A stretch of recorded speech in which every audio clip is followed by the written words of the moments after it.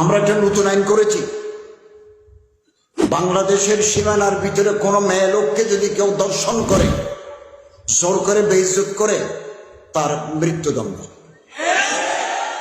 অথবা যাবজ্জীবন কারাদণ্ড। যতদিন মওত হয় নাই ততদিন জেলে থাকতে হবে। আমরা এর সাথে আরেকটা যোগ করেছি, কোন ছেলেকে নিয়ে, কোন পুরুষকে নিয়ে কেউ যদি জোর করে ওই ছেলের সাথে জেনা করে, তারও মৃত্যুদণ্ড। এটা আমরা আইন পাশ করে দিয়েছি।